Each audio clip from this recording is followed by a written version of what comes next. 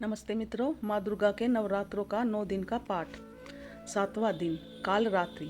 एक वेणी जप कर्णपूरा नगना खरा स्थिरता लंबोष्टि कर्णिका कर्णी तेला भक्त सरिणी वाम पलोद सलोद लता कंटक भूषणा वर्धन मूर्ध ध्वजा कृष्णा काल रात्रि भयंकरी। श्री दुर्गा जी के 7वें स्वरूप को काल रात्रि कहा जाता है। माँ काल रात्रि का स्वरूप देखने में अत्यंत भयानक है, लेकिन वे सदैव शुभ फल देने वाली मानी जाती है, इसलिए उन्हें शुभ करनी भी कहा जाता है। दुर्गा पूजा के 7वें दिन माँ कालरात्रि की पूजा का विधान है। इस दिन साधक का मन शास्त्र चक्र में स्थित रहता है। उसके लिए ब्रह्मांड की समस्त सिद्धियों के द्वार खुलने लगते हैं। इस चक्र में स्थित साधक का मन पूर्णतः माँ कालरात्रि के स्वरूप में अवस्थित रहता है। माँ कालरात्रि दुष्टों का विनाश और ग्रह बाधाओं को दूर करने वाली है, जिससे साधक भय मुक्त हो जाता है। देवी देवताओं द्वारा देवी की स्तुति एवं देवी द्वारा देवताओं को वरदान। श्री मार्कंडेय जी बोले, देवी के द्वारा महादेवपति शुभ के मारे जाने पर इंद्र आदि देवता अग्नि को आगे करके उन कात्यायनी देवी की स्तुति करने लगे। उस समय अभिष्ट की प्राप्ति होने से उनके मुख कमल दमक उठे थे और उसके प्रकाश सभी से दिशाएं भी जगमगा उठी थी। देवता बोले, शरणागत की पीड़ा दूर करने वाले देवी हम पर प्रसन्न हो। संपूर्ण जगत की माता प्रसन्न हो। विश्वेश्वरी विश्व की रक्षा करो। देवी तुम ही चराचर जगत की अधीश्वरी हो। तुम ही इस जगत का एकमात्र आधार हो, क्योंकि पृथ्वी तुम रूप में तुम्हारी ही स्थिति है। देवी तुम्हारा पराक्रम अतुलनीय है। तुम ही जल रूप में स्थित होकर संपूर्ण जगत को तृप्त करती हो। तुम अत्यंत बल संपन्न वैष्णवी शक्ति हो। इस विश्व की कारणभूता प्रामाया हो। देवी तुमने इस समस्त जगत को मोहित कर रखा है। तुम ही प्रसन्न होने पर इस पृथ्वी पर मोक्ष की प्राप्ति कराती हो। देवी संपूर्ण विद्याएं तुम्हारे ही भिन्न भिन्न स्वरूप है। जगत में जितनी स्त्रियां हैं वे सब तुम्हारी ही मूर्तियां हैं। जगदम्बे एकमात्र तुमने ही इस विश्व को व्याप्त कर रखा है। तुम्हारी स्तुति क्या हो सकती है। तुम तो स्तवन करने योग्य पदार्थों से परे एवं परावानी हो। जब तुम सर्व स्वरूपा देवी स्वर्ग तथा मोक्ष प्रदान करने वाली हो, तब इसी रूप में तुम्हारी स्तुति हो गई है।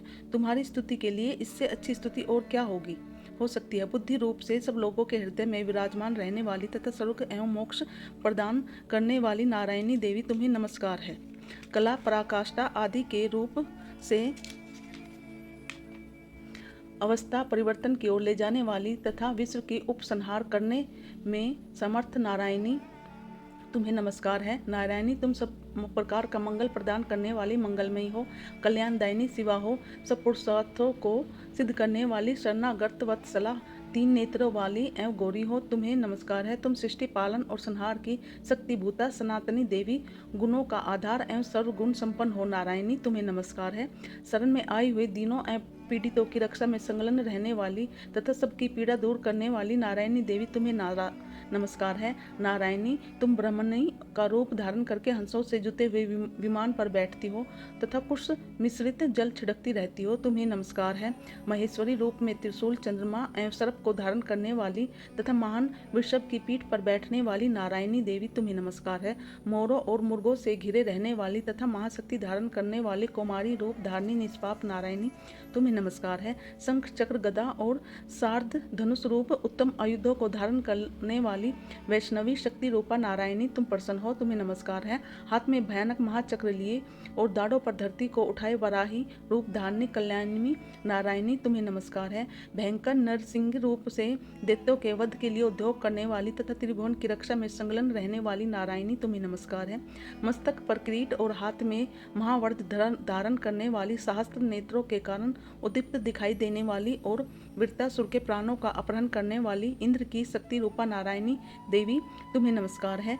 शिवदूती रूप में दैत्यों की महान सेना का संहार करने वाली भयंकर रूप धारण कर तथा विकट गर्जना करने वाली नारायणी तुम्हें नमस्कार है। दाढ़ों के कारण विकराल मुख वाली मुंडमाला में विभूषित मुंडमंडनी चमुंडा रूपा नारायणी तुम्हें नमस्कार है। लक्ष्मी लज्जा महाविद्या श्रद्धा पुष्टि श्रद्धा ध्रुवा महारात्रि तथा महाविद्या रूपी नारायणी तुम्हें नमस्कार है। मेधा सरस्वती वरा श्रेष्ठा भूति सौर रूपा ऐश्वर्य रूपा ब्राह्मणी भूरे रंग की अथवा पार्वती तामसी महाकाली नियंता संयम परायण तथा ईशा सबका आधीश्वरी रूपनी नारायणी तुम्हें नमस्कार है। सौर स्वरूपा सर्वेश्वरी तथा सब प्रकार की शक्तियों से संपन्न दिव्य रूपा दुर्गे देवी, सब भयों से हमारी रक्षा करो, तुम्हें नमस्कार है। कात्यायनी, यह 3 लोचनों से विभूषित तुम्हारा शुभ मुख सब प्रकार के भय से हमारी रक्षा करे, तुम्हें नमस्कार है। भद्रकाली, ज्वालाओं के कारण विकराल प्रतीत होने वाला, अत्यंत भयंकर और समस्त असुरों का संहार करने वाला तुम्हारा त्रिशूल भय से हमें बचाए, तुम्हें नमस्कार है। देवी, जो अपनी ध्वनि से संपूर्ण जगत को व्याप्त करके दैत्यों का तेज नष्ट किए देता है, वह तुम्हारा घंटा हम लोगों के पापों से उसी प्रकार रक्षा करे जैसा माता अपने पुत्रों की बुरे कर्मों से रक्षा करती है। चंडिके, तुम्हारे हाथों में सुशोभित खड्ग जो असुरों के रक्त और चर्बी से सना हुआ है, वह हमारा मंगल करे, हम तुम्हें नमस्कार करते हैं। देवी, तुम प्रसन्न होने पर सब रोगों को नष्ट कर देती हो और कुपित होने पर मनोवांछित सभी कामनाओं का नाश कर देती हो। जो लोग तुम्हारी शरण में आ चुके हैं उन पर विपत्ति तो आती ही नहीं है, तुम्हारी शरण में आए हुए मनुष्य दूसरों को भी शरण देने वाले हो जाते हैं। देवी अंबिके, तुमने अपने स्वरूप को अनेक भागों में विभक्त करके नाना प्रकार के रूपों से जो इस समय इन धर्मद्रोही दैत्यों का संहार किया है, वह सब दूसरी ओर कौन कर सकती है। विद्याओं में ज्ञान को प्रकाशित करने वाले शास्त्रों में और अधिवाक्यों वेदों में तुम्हारे अलावा और किसका वर्णन है, तथा तुमको छोड़कर कौन दूसरी ऐसी है जो इस विश्व को अज्ञान में घोर अंधकार से परिपूर्ण ममता रूपी गड्ढे में निरंतर भटका रही हो, जहाँ राक्षस, जहाँ भयंकर विष वाले सर्प, जहाँ शत्रु, जहाँ लुटेरों की सेना और जहाँ दानव नल हो, वहाँ तथा समुद्र के बीच में भी साथ रहकर तुम विश्व की रक्षा करती हो। विश्वेश्वरी, तुम विश्व का पालन करती हो, विश्वरूपा हो, इसलिए संपूर्ण विश्व को धारण करती हो। तुम भगवान विश्वनाथ की भी वंदनीय हो। जो लोग भक्ति पूर्वक तुम्हारे सामने मस्तक झुकाते हैं, वे संपूर्ण विश्व को आश्रय देने वाले होते हैं। देवी, प्रसन्न हो, जैसे इस समय असुरों का वध करके तुमने शीघ्र ही हमारी रक्षा की है, उसी प्रकार सदा हमें शत्रुओं के भय से बचाओ। संपूर्ण जगत का पाप नष्ट कर दो और उत्पात एवं पापों के फलस्वरूप प्राप्त होने वाली महामारी आदि बड़े बड़े उपद्रवों को शीघ्र दूर करो। विश्व की पीड़ा हर दूर करने वाली देवी, हम तुम्हारे चरणों में पड़े हुए हैं, हम पर प्रसन्न हो। त्रिलोक निवासिनी की पूजनीय परमेश्वरी, सब लोगों को वरदान दो। देवी बोली, देवताओं, मैं वर देने को तैयार हूँ, तुम्हारे मन में जिस वर की इच्छा हो वह मांग लो, संसार के लिए उपकार वर को मैं अवश्य दूंगी। देवता बोले, सर्वेश्वरी, तुम इसी प्रकार तीनों लोकों की समस्त बाधाओं को शांत करो और तुम हमारे शत्रुओं का नाश करती रहो। देवी बोली, देवताओं, वैश्ववत मनवांतर के 28वें युग में शुभ और निशुभ नाम के 2 अन्य महादैत्य उत्पन्न होंगे। तब मैं नंद गोप के घर में उनकी पत्नी यशोदा के गर्भ से अवतीर्ण हो विंध्याचल में जाकर रहूंगी और उक्त दोनों असुरों का नाश करूंगी।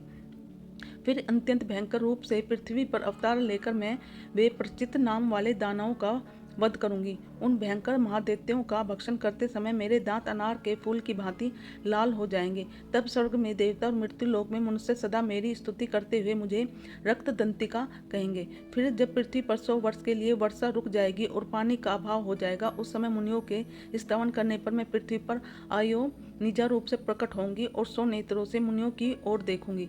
अतः मनुष्य सत्ताक्षी इस नाम से मेरा गायन करेंगे। देवताओं, उस समय मैं अपने शरीर से उत्पन्न हुए शाकों द्वारा समस्त संसार का भरण पोषण करूंगी। जब तक वर्षा नहीं होगी तब तक मैं शाक के ही सबके प्राणों की रक्षा करेंगे। ऐसा करने के कारण पृथ्वी पर शाकांबरी के नाम से मेरी ख्याति होगी। उसी अवतार में मैं दुर्गम नामक महादैत्य का वध भी करूंगी। इससे मेरा नाम दुर्गा देवी के रूप में प्रसिद्ध होगा। फिर जब मैं भीम रूप धारण करके मुनियों की रक्षा के लिए हिमालय पर रहने वाले राक्षसों का भक्षण करूंगी, उस समय सब मुनि भक्ति से नतमस्तक होकर मेरी स्तुति करेंगे। तब मेरा नाम भीमा देवी के रूप में विख्यात होगा। अब अरुण नामक दैत्य तीनों लोकों में भारी उपद्रव मचाएगा।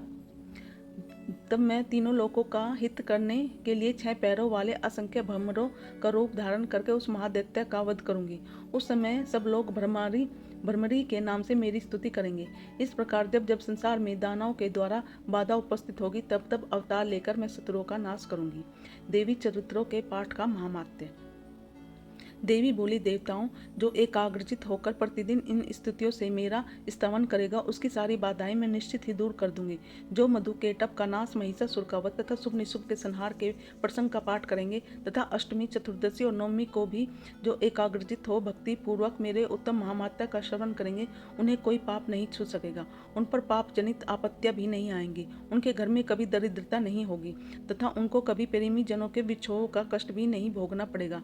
इतने नहीं, इतना ही नहीं, उन्हें शत्रु से, लुटेरे से, राजा से, शस्त्र से, अग्नि से तथा जल की राशि से भी कभी भय नहीं होगा।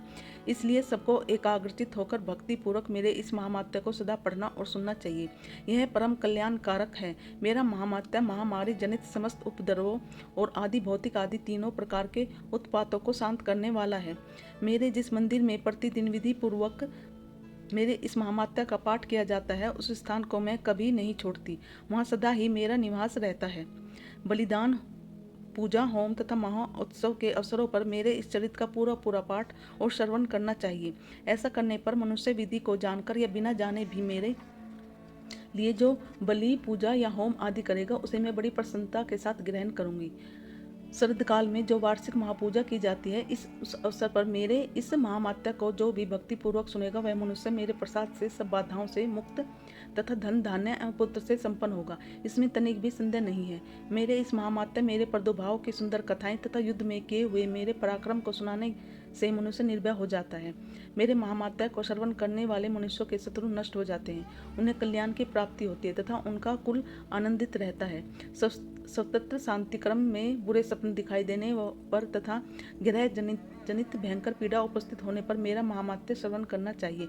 इसमें सब विधन और भयंकर ग्रह पीड़ाएं शांत हो जाती हैं और मनुष्यों द्वारा देखा हुआ दुस्वप्न शुभ सपन में परिवर्तित हो जाता है। बाल ग्रहों में आक्रांत हुए बालकों के लिए यह महामात्य शांति कारक है तथा मनुष्यों के संगठन में फूट होने पर यह अच्छी प्रकार मित्रता कराने वाला होता है। यह महामात्य समस्त दुराचारियों के कुल का नाश कराने वाला है। इसके पात मात्र से राक्षसों, भूतों और पिशाचों का नाश हो जाता है। मेरा यह सब महामात्य मेरी सन्निधि की प्राप्ति कराने वाला है। पशु, पुष्प, आद्य, धूप, दीप, गंध आदि उत्तम सामग्रियों द्वारा पूजन करने से, ब्राह्मणों को भोजन कराने से, होम करने से, प्रतिदिन अभिषेक करने से, नाना प्रकार के अन्य भोगों का अर्पण करने से तथा दान देने से आदि से वर्ष भर तक जो मेरी आराधना की जाती है, उससे मुझे जितनी प्रसन्नता होती है, उतनी प्रसन्नता मेरे इस उत्तम चरित्र का एक बार श्रवण करने मात्र से हो जाती है। यह महामात्य श्रवण कीर्तन करने पर पापों को हर लेता है और आरोग्य प्रदान करता है। मेरे प्रादुर्भाव का कीर्तन समस्त भूतों से रक्षा करता है तथा मेरा युद्ध विषयक चरित्र दुष्ट देवताओं का संहार करने वाला है। इसके श्रवण करने पर मनुष्यों का शत्रु का जो भय नहीं रहता। देवताओं, तुमने और महर्षियों ने जो मेरे स्तवन किए हैं तथा ब्रह्मा जी ने जो स्तुतियां की हैं, वे सभी कल्याणदायक बुद्धि प्रदान करती हैं। वन में, सुने मार्ग में तथा दानव नल में घिर जाने पर, निर्जन स्थानों में लुटेरों के चुंगल में पड़ जाने पर या शत्रुओं द्वारा पकड़े जाने पर अथवा जंगल में सिंह, व्याघ या जंगली हाथियों के पीछा करने पर, कुपित राजा के आदेश से वध या बंधन के स्थान में ले जाने पर अथवा महासागर में नाव पर बैठने के बाद भारी तूफान से नाव के डगमग होने पर तथा अत्यंत भयंकर युद्ध में शस्त्रों का प्रहार होने पर अथवा वेदना से पीड़ित होने पर, सभी भयानक बाधाओं के उपस्थित होने पर जो मेरे इस चरित्र का स्मरण करता है, वह मनुष्य संकटों से मुक्त हो जाता है। मेरे प्रभाव से सिंह आदि हिंसक जंतु नष्ट हो जाते हैं तथा लुटेरे और शत्रु भी मेरे चरित्र का स्मरण करने वाले व्यक्ति से दूर भागते हैं। ऋषि बोले, इतना कहकर प्रचंड महापराक्रम वाली भगवती चंडिका सब देवताओं के देखते देखते वहीं अंतर्धान हो गई। फिर समस्त देवता भी शत्रुओं के मारे जाने से निर्भय होकर पहले की भांति यज्ञ भाग का उपभोग करते हुए अपने अपने अधिकार का पालन करने लगे। संसार का विध्वंस करने वाला भयंकर अतुल पराक्रमी देव शत्रु शुभ तथा महाबली निशुंभ के युद्ध में देवी द्वारा मारे जाने पर शेष दैत्य पाताल लोक में चले गए। राजन, इस प्रकार भगवती अंबिका देवी नित्य होती हुई भी पुनः प्रकट होकर जगत की रक्षा करती है। वे ही इस विश्व को मोहित करती है, वे ही जगत को जन्म देती है तथा वे ही प्रार्थना करने पर संतुष्ट होकर विज्ञान एवं समृद्धि प्रदान करती है। राजन, महाप्रलय के समय महामारी का रूप धारण करने वाली वे महाकाली ही इस समस्त ब्रह्मांड में व्याप्त है। वे ही समय समय पर महामारी के रूप में प्रकट होती है और वे ही समय अजन्मा होती हुई भी सृष्टि के रूप में प्रकट होती है। वे सनातनी देवी ही समय अनुसार संपूर्ण भूतों की रक्षा करती है। मनुष्यों के अभय उदय के समय वे ही घर में लक्ष्मी के रूप में स्थित हो करके उन्नति प्रदान करती हैं और वे ही अभाव के समय दरिद्रता बनकर विनाश का कारण होती है। पुष्प, धूप और गंध आदि से पूजन करके उनकी स्तुति करने पर धन, पुत्र, धार्मिक बुद्धि तथा उत्तम गति प्रदान करती है। 7वां अध्याय समाप्त। जय मां दुर्गे।